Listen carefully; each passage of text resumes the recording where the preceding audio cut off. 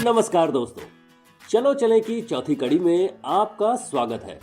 दोस्तों, आज हम आपको ऐसी जगह ले चलते हैं जहां का इतिहास 3000 साल से भी ज्यादा पुराना है और इतिहास को अपने गोद में समेटे हुए ये शहर अपनी ही रफ्तार से आगे बढ़ रहा है। तो दोस्तों, आज हम बात करेंगे बिहार के दरभंगा जिले के बारे में और ये संभवतः भारत के सबसे पुराने शहरों में से एक है। दरभंगा, जिसका शाब्दिक अर्थ है बंगा या बंगाल का प्रवेश द्वार, इसलिए यदि आप पूरब की ओर यात्रा कर रहे हैं तो यहीं से प्राचीन बंगाल की शुरुआत हुई थी। दरभंगा बिहार के मिथिला क्षेत्र का प्रमुख शहर है। अपने शाही संरक्षण के कारण 1938 में ये उन शुरुआती शहरों में से एक था जहां इसका अपना एक हवाई अड्डा था। शुक्र है इसे अब फिर से पुनर्जीवित कर दिया गया है और आप भारत के सभी प्रमुख शहरों से सीधे दरभंगा के लिए उड़ान भर सकते हैं। दरभंगा मधुबनी समस्तीपुर जिला का प्रमंडल मिथिला के अंतर्गत आता है।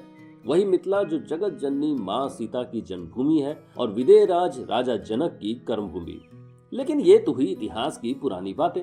आज दरभंगा का लोग इन सभी के अलावा मछली, पान और मखाना की पहचान से जोड़कर देखते हैं और साथ ही देखते हैं वहां के विश्वविद्यालय के कारण। शायद दरभंगा भारत का एकमात्र शहर है जिसके परिसर में 2 विश्वविद्यालय हैं।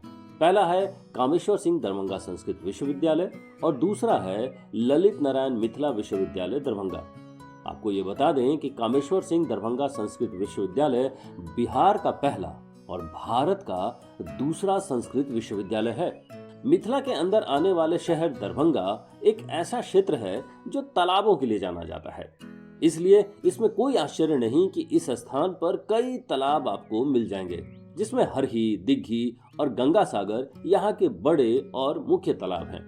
इन सब के अलावा आप जहाँ भी जाएंगे आपको कोई न कोई छोटा और बड़ा तालाब जरूर नजर आएगा और मैंने तो उन्हें मंदिरों के करीब, महलों और किलों के हिस्से के रूप में और लगभग सभी जगह ही पाया।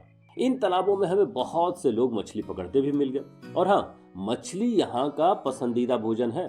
यहाँ के उथले तालाबों में मखाने के पौधे भी उगाए जाते हैं। दरभंगा से खरीदने के लिए मखाना सबसे अच्छी चीज है। आप इसे आसानी से यहाँ के बाजार में पा सकते हैं और बड़े शहरों की तुलना में यहाँ इसकी कीमत 30 से 40% सस्ती मिलती है। और इसके बारे में यदि आप और जानना चाहते हैं तो आप शहर के मखाना अनुसंधान केंद्र का दौरा कर सकते हैं। यूं तो दरभंगा में घूमने की बहुत सी चीजें हैं।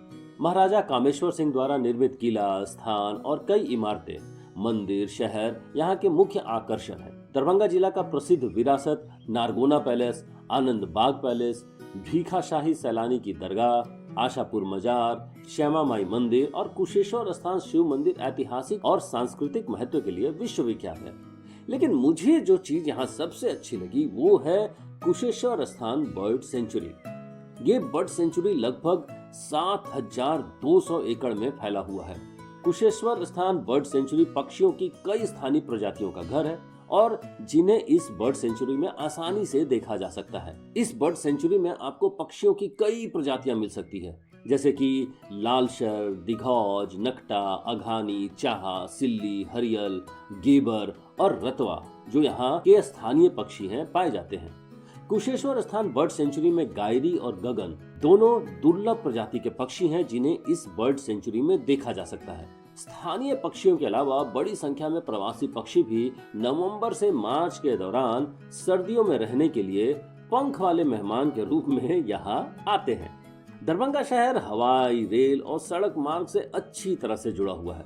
ठहरने के लिए कुछ मध्य श्रेणी के होटल मिल जाएंगे, साथ ही जहाँ बैठकर आप खाना भी खा सकते हैं। और भूजा और सत्तू यहाँ के हर सड़क के किनारे और गलियों में स्ट्रीट फूड के रूप में आपको मिल जाएगा। बाकी और क्या खास है इस शहर में, ये हम जानेंगे चलो चले की अगली कड़ी में। तब तक आप इनका मजा लीजिए और हमें बताइए कि आपके आसपास के क्षेत्रों में घूमने वाली जगह कौन कौन सी है और वहाँ का क्या फेमस है।